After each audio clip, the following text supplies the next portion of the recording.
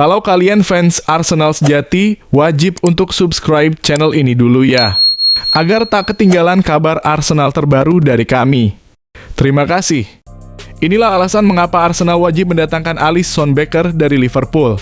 Arsenal sedang memasuki fase krusial dalam membangun skuad demi musim 2025/26.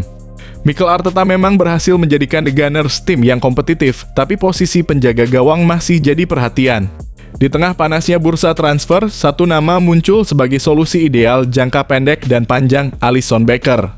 Kiper utama Liverpool dan timnas Brasil ini tak perlu diragukan lagi kualitasnya. Musim lalu ia mencatat 13 clean sheet dan hanya kebobolan 29 gol dari 34 laga.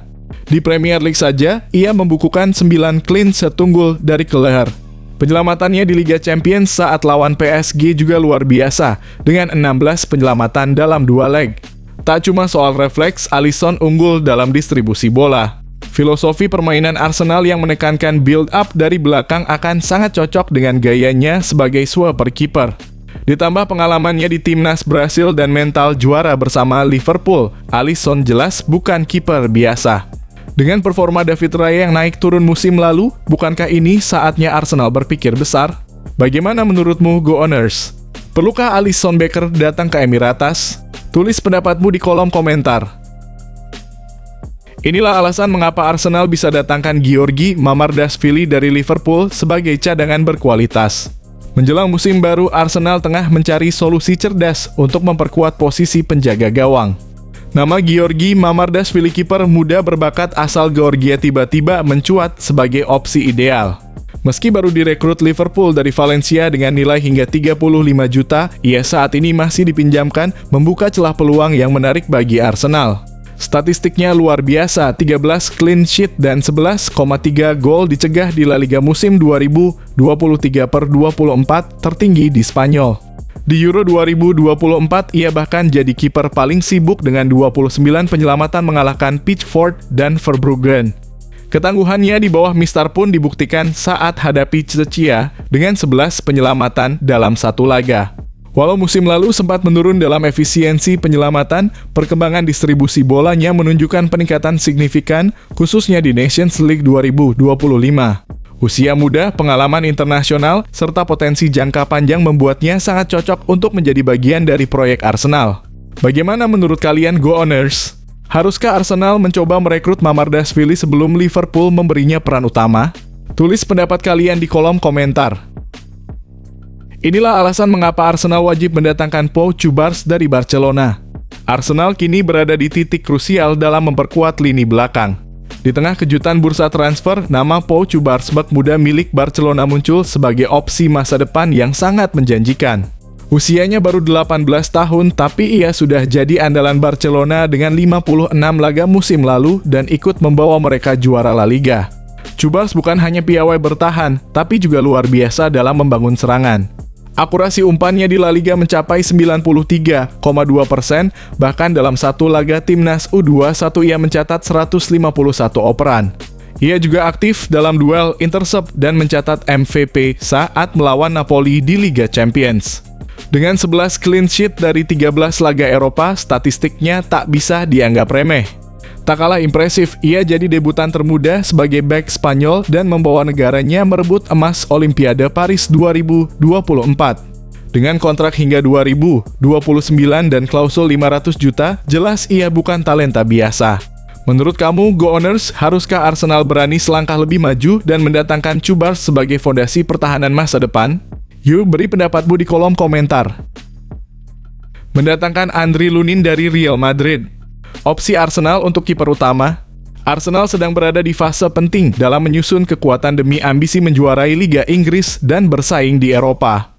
Salah satu nama yang patut dipertimbangkan adalah Andriy Lunin, kiper Real Madrid yang selama ini hanya jadi cadangan Courtois, padahal statistiknya menunjukkan kualitas kelas atas. Musim lalu, Lunin tampil dalam 14 laga dengan 6 clean sheet dan 35 penyelamatan. Performanya di Copa del Rey saat melawan Real Sociedad menjadi sorotan, clean sheet dan 6 penyelamatan rekor terbaik Madrid sejak 2013/14. Dengan save rate mencapai 80% dan distribusi bola akurat dalam kurung 89%, Lunin sejatinya mencerminkan kiper modern yang cocok dengan sistem Mikel Arteta. Di level internasional dan Liga Champions, ia membuktikan diri dengan refleks tajam dan keberanian memainkan bola. Bahkan Lunin sempat mencatat assist di La Liga langkah-langkah bagi seorang kiper. Kontraknya hingga 2030 di Madrid memang panjang, tapi peluang menjadi starter reguler bisa didapat jika Arsenal serius meminangnya. Menurut kalian, apakah Lunin layak menjadi kiper utama Arsenal di masa depan? Yuk, tulis pendapatmu di kolom komentar. Manchester United serius incar Benjamin Sesko, harga capai Rp1 triliun. Manchester United bergerak cepat di bursa transfer musim panas 2025. Setelah resmi merekrut Bryan Mbeumo dari Brentford, kini fokus mereka tertuju pada striker muda milik RB Leipzig, Benjamin Sesko. Pemain timnas Slovenia ini dibanderol sekitar 85 juta euro atau setara 1,6 triliun rupiah, harga yang mencerminkan besarnya potensi sang penyerang. Langkah ini diambil untuk mengatasi masalah konsistensi di lini depan, di mana Rasmus Højlund dan Joshua Zirkzee belum sepenuhnya meyakinkan. Pelatih baru Ruben Amorim menjadikan posisi striker sebagai prioritas utama, dan Sesko dinilai sangat cocok dengan skema cepat dan agresif yang ia terapkan. MU sebenarnya sudah lama memantau perkembangan Sesko sejak masih di RB Salzburg. Setelah bersinar bersama Leipzig, ketertarikan itu kembali menguat. Namun harga mahal dan tekanan financial fair play membuat transfer ini tak mudah. Setan Merah harus melepas beberapa pemain Rashford, Sancho, hingga Anthony dikabarkan masuk daftar jual. Bahkan Rashford disebut telah sepakat secara personal dengan Barcelona. Menurut kamu, apakah Sesko layak ditebus semahal itu dan jadi solusi tajam di lini depan MU? Komentarmu kami tunggu. Pendekatan Chelsea ke Donnarumma bikin PSG gugup. Masa depan Gianluigi Donnarumma di Paris Saint-Germain mulai diselimuti ketidakpastian. Negosiasi perpanjangan kontraknya berjalan alot dengan PSG dan sang kiper belum juga mencapai kata sepakat. Masalah utamanya, perbedaan pandangan soal gaji. Donnarumma ingin mempertahankan bayaran 12 juta per musim, sementara PSG ingin melakukan pemotongan. Kondisi ini bikin PSG cemas. Jika tak segera menemukan titik temu, mereka bisa kehilangan sang kiper secara gratis pada 2026 seperti saat mereka merekrutnya dari AC Milan. Situasi ini langsung dimanfaatkan oleh klub-klub top Eropa. Dan kabarnya Chelsea jadi yang paling serius. The Blues dikabarkan siap membajak Donnarumma dari ibu kota Prancis. Mereka melihat peluang besar dalam kebuntuan negosiasi ini dan siap memberi tawaran yang lebih menarik, baik secara finansial maupun proyek jangka panjang. Jika PSG tak segera bertindak, Chelsea bisa jadi pelabuhan baru sang penjaga gawang Italia. Bagaimana menurut kalian? Cocokkah Donnarumma jadi penjaga gawang utama di Stamford Bridge? Tulis pendapatmu di kolom komentar. Manchester City ingin pulangkan Cole Palmer, Chelsea tolak cuan Rp3 triliun. Manchester City dikabarkan siap melakukan manuver besar memulangkan Cole Palmer dari Chelsea.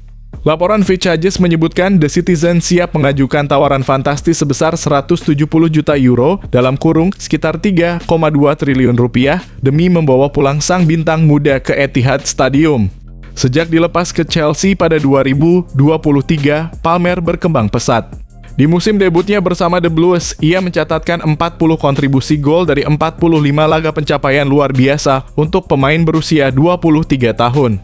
Bahkan ia tampil gemilang di final Piala Dunia antar klub dengan 2 gol dan 1 assist saat Chelsea menaklukkan PSG 3-0. Pep Guardiola dikabarkan menyesali keputusan melepas Palmer dan ingin memperbaikinya dengan cara apapun.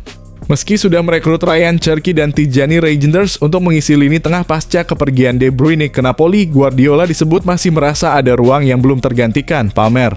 Namun, Chelsea dikabarkan menolak tawaran besar itu. Mereka melihat Palmer sebagai fondasi utama proyek jangka panjang bersama Enzo Maresca. Menurut kamu, apakah Palmer sebaiknya kembali ke City atau justru membangun masa depan sebagai ikon Chelsea? Yuk, komentar di bawah. Liverpool dan Tottenham berebut Mark Guehi, nilai transfer capai Rp1 triliun. Persaingan panas terjadi di bursa transfer musim panas ini saat Liverpool dan Tottenham Hotspur saling sikut untuk mendapatkan bek andalan Crystal Palace, Mark Guehi. The Reds tengah membidik sektor pertahanan usai hampir merampungkan transfer Hugo Ekitike, namun kini harus bersaing ketat dengan Spurs yang juga meminati bek timnas Inggris itu. Tottenham berada selangkah lebih maju. Setelah menjuarai Liga Eropa dan lolos ke Liga Champions, mereka menawarkan daya tarik kompetisi Eropa yang mungkin menggoda Guehi. Kontrak sang bek akan habis tahun depan dan Palace dikabarkan membuka peluang jika ada tawaran di kisaran 50 juta dalam kurung sekitar 1 triliun rupiah. Spurs sebelumnya pernah menawar 70 juta pada Januari lalu namun ditolak. Kini mereka dikabarkan siap kembali dengan pendekatan baru. Di sisi lain, Liverpool baru akan bergerak jika harga turun, apalagi usai melepas Jarell Quansah ke Leverkusen seharga 35 juta. Menurut kamu siapa yang paling cocok jadi klub baru Mark Guehi Anfield atau Tottenham Hotspur Stadium? Yuk tinggalkan pendapatmu di kolom komentar.